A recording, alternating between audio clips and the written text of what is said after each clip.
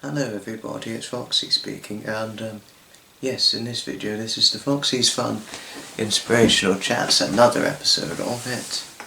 And this is from my book The Railway Age, and I'm going to read another section in the contents of it.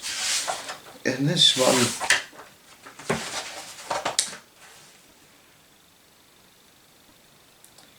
one I'm going to read about the early railways in America. I'll read about that.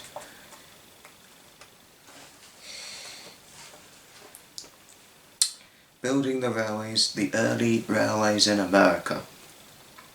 Richard Trevor. No,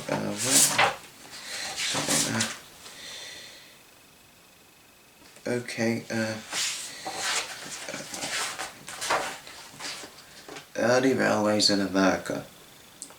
In 1829, a railway was built from Carbondale to Honesdale in Pennsylvania.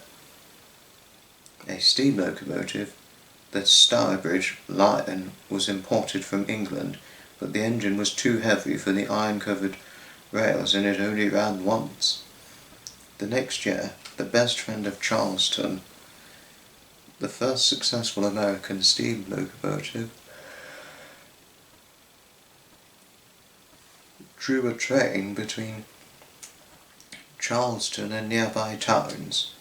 After 6 months it blew up when a fireman sat on the safety valve to silence the hiss of steam. It was the first fatal railway accident in America. In 1830 there were 50 kilometres of track in America. 20 years later there were 1,500 kilometres. The railway had proved to be the quickest way of opening up the interior of the continent to new settlers and new industries. The American engines had to be powerful, for they had to climb steep gradients. Guiding wheels and undercarriages on a pivot known as bogies were added to the European-type locomotives and carriages so they could negotiate the sharp curves that existed on many American lines.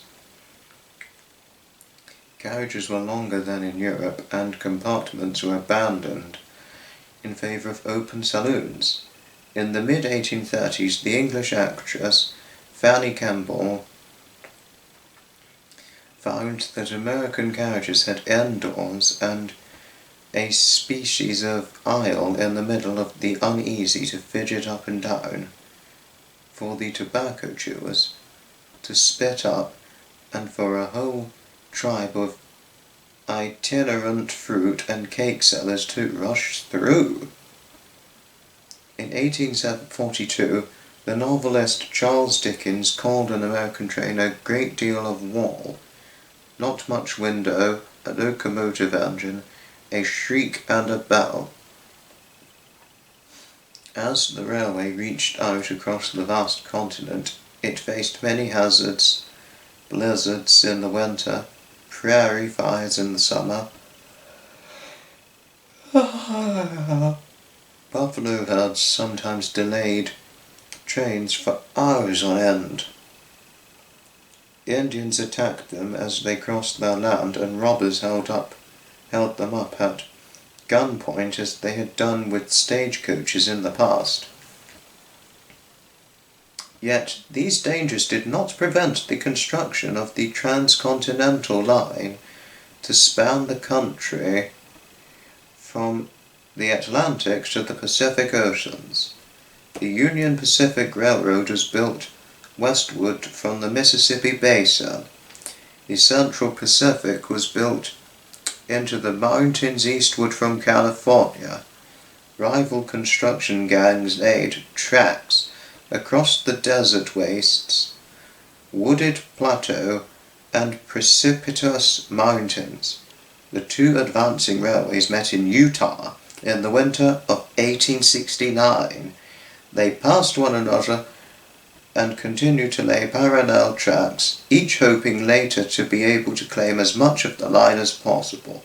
Eventually the government decided that Promontory Point should be the official meeting place and there the last spike was driven in.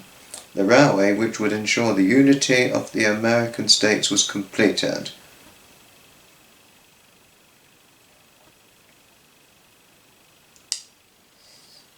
Well, this is about it for the early railways in America. And that's all the facts about the early railways in America. That's really interesting stuff, I do say.